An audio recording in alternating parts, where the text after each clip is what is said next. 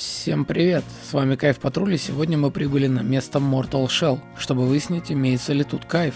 Так что задержимся до выяснения обстоятельств. Mortal Shell, Mortal Shell, Mortal Shell. Дело в том, что я только недавно полюбил унижение. Не прошло и полгода, как я начал играть, втянулся и прошел свой первый Souls-like. Все началось с Demon's Souls Remake. Потом Nioh 2, Dark Souls 2 и наконец Elden Ring. В ожидании уже вышедшей Wulong Fallen Dynasty я решил поиграть в данную игру. Ой, она умеет делать больно. Да, клуб любителей мазохизма по имени Souls-like сложно удивить, ведь они видели всякое. Но эта игра делает больно по-другому. Что ж, давайте по порядку, так что хватайте первое, второе и компот, про хлеб не забудьте и погнали. Чтобы не отвлекаться в дальнейшем, давайте поговорим о спонсоре данного видео. Спонсор данного ролика – это я. Так что поставьте лайк, напишите комментарий, ваша активность сделает видео рекомендуемым. Вернемся к игре. И вы только посмотрите на этот отскок. Игры категории Б, вы куда? Это самая красивая анимация отскока, что я видел. Но, к сожалению, не все тут гладко. Начинаем мы с того, что оказываемся тут. Где тут? Отличный вопрос, и ответа на него у меня нет, так как игра не рассказывает нам об этом. Да, вы скажете, что все Souls-like скупы на это, но во всех играх Миядзаки была вступительная кат-сцена, посвящающая нас хотя бы в то, что тут происходит, хотя бы в общих чертах. Тут же нас выплевывают в лужу и иди вперед. А я что? А я пошел. Нас учат всякой стандартной фигне и окаменению. Забегая вперед, скажу, что это имбоблок, блокирующий любой урон. Кто же мы? Полые были, погасшие были, значит этот будет вялым. Раз нам ничего не говорят, будем разбираться сами. Тут настолько ничего не понятно, что я даже не понял, чего от меня игра-то хочет. Но все-таки увидел, что написано на экране, какие кнопочки жать, и победил. Тут же нам дают обучающего босса, неважно, победишь ты или проиграешь, ты двинешься дальше. Так что я выпендриваться не стал и проиграл. И мы ползем по кишке. Игра намекает, что мы идем в жопу или выбираемся из нее. Узнаем в конце видео. Играл я на PS5 в аналогичную версию, поэтому был приятно удивлен, что при приближении к оболочке геймпад завибрировал как сердцебиение.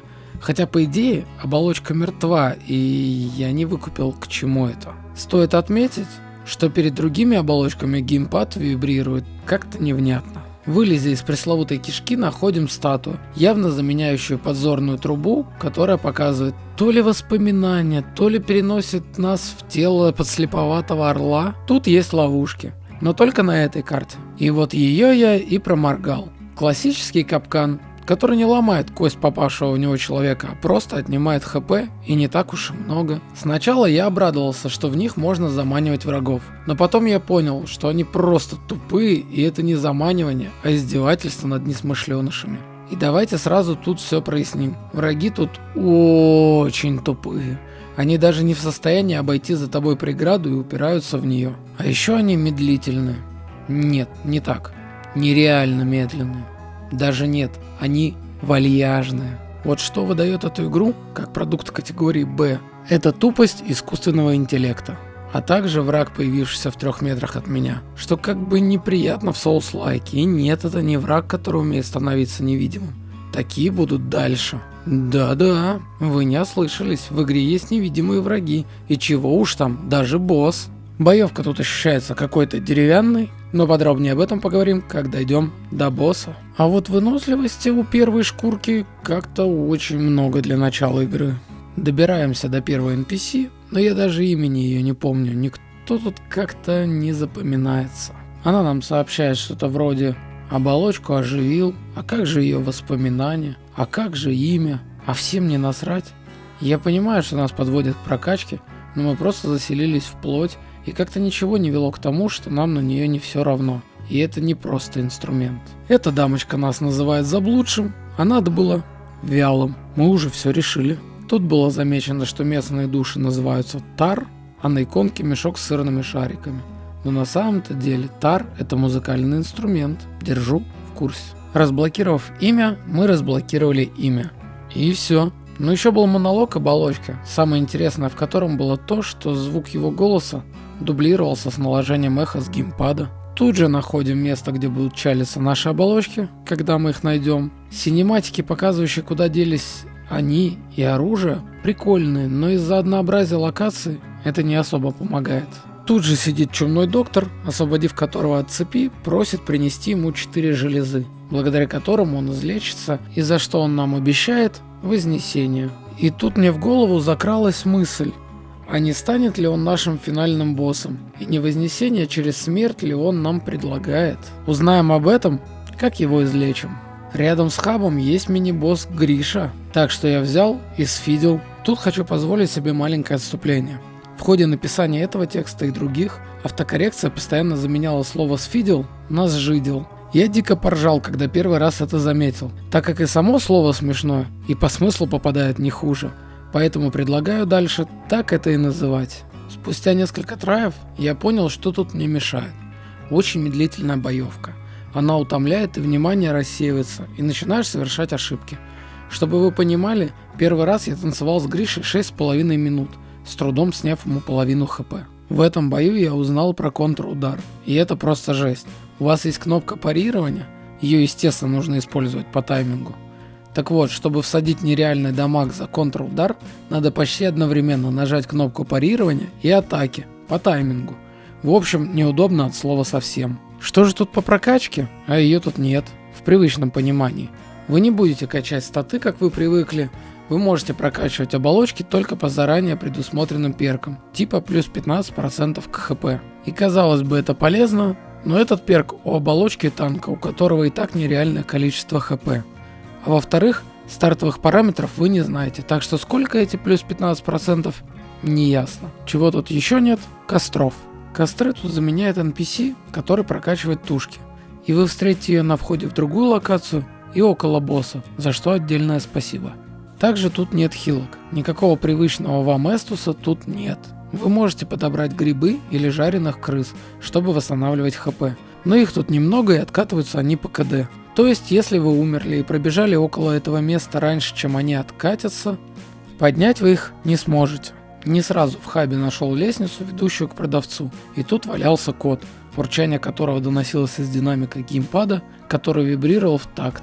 Вот что тут сделано неплохо, так это вибрации и звуки из DualSense. Чтобы получить новое оружие, надо будет драться с мини-боссом, что хорошо. А вот что плохо, это то, что сражения будут с одним и тем же мини-боссом из начала игры, и все на той же локации.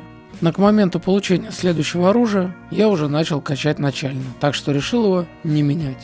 В этом бою попытался разобраться в механике окаменений. Скажу я вам, что использовать ее надо так же, как и парирование, по таймингу, так как длится оно недолго, но чтобы игрок не абьюзил эту механику, откат окаменений идет около 10 секунд. А я знаете что? Я по перекатам. Играл так в DS и тут смогу. К тому же, как только ты тут нажимаешь отскок, получаешь кадры неуязвимости, и даже если удар визуально попал в меня, урон не проходит. И вот тут хочется сказать, как грамотно стояли мобы и боссы в DS. Даже если устраивали вам засады, их не ставили нереальными толпами и создавали челлендж. А здесь засада за каждым углом. Открываете сундук, за спиной у вас уже кто-то нарисовался или выскочил из невидимости и дал вам плюху. Причем у одного сундука такое произошло дважды. В общем, челлендж в этой игре устроен просто заваливанием вас ордами врагов, засад и врагов, бьющих вас из инвиза. При этом вы отлетаете с пары оплеух, даже от рядовых бомжей. Поэтому тут мною было принято решение скипнуть все, что можно скипнуть, и дальше я буду рашить от босса к боссу. И вот он, первый полновесный босс, брат Радана. Спросите, при чем тут Радан? При том, что под его удар вас аж затягивает. Если вы были рядом и удар прошел мимо, вас все равно подтянет и врушит вам дамаг. Тут я заметил еще и то, что удары врагов доворачивают за вами, и это такое себе.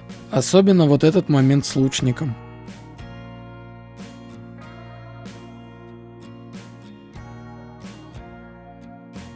Также я тут узнал, что если на боссе вы умерли и там осталась ваша оболочка, то она вас хилит, когда вы ее забираете.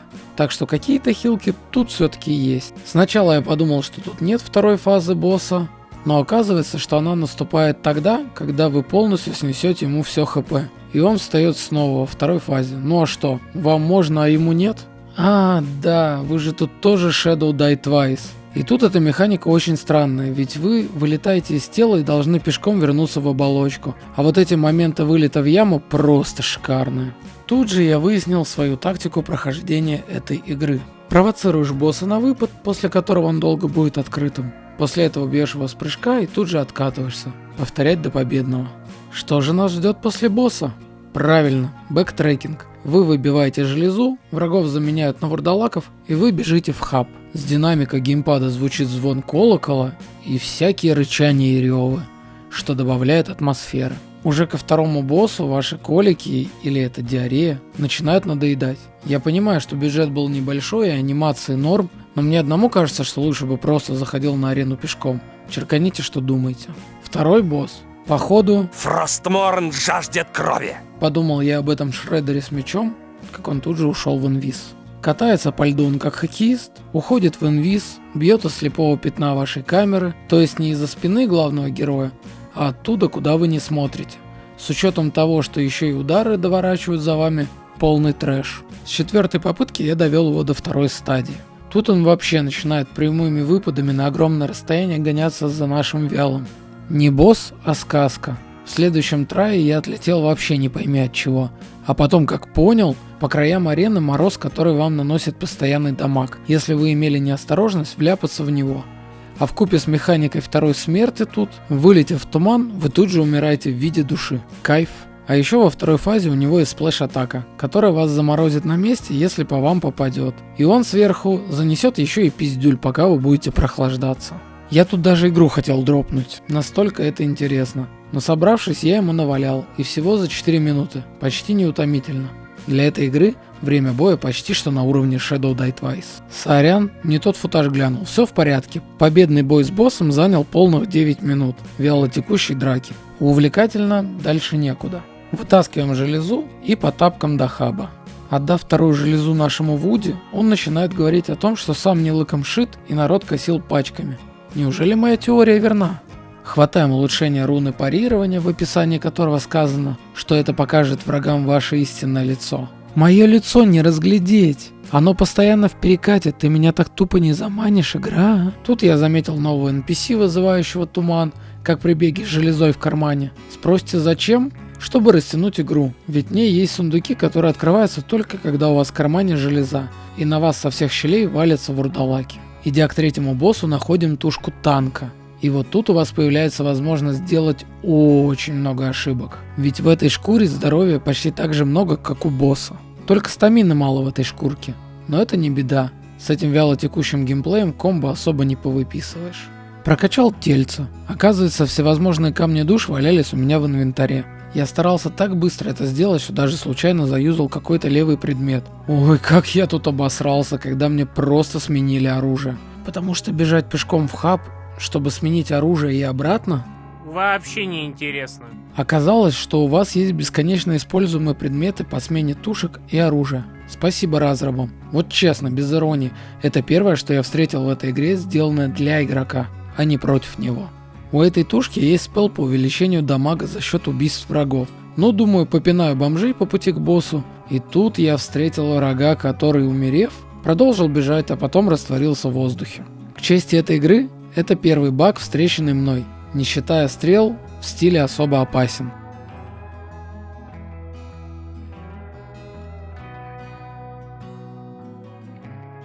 Доходим до босса, и вот смотрите сами.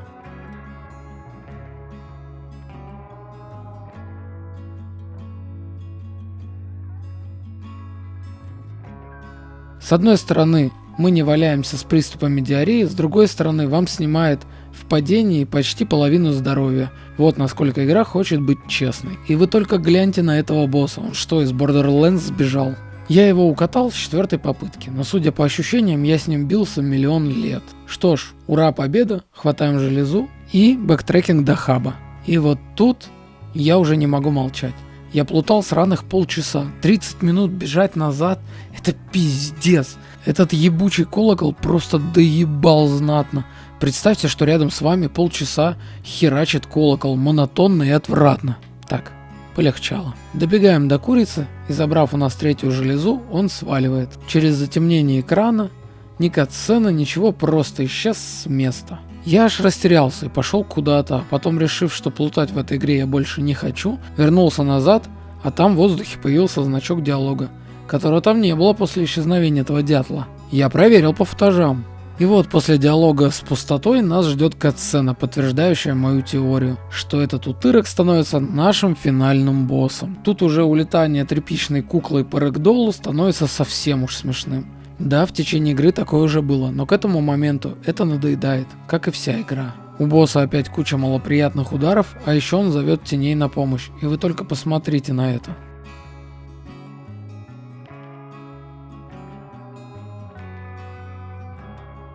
И хотелось бы вам рассказать, как я его унизил и ушел в новую игру плюс, но после третьего трая я все-таки дропнул игру. Что хочу сказать. Игра удивила в плане анимации и механик оболочки. Все-таки что-то новое. Хотя с ними могли навертеть и что-то поинтереснее, чем просто классы.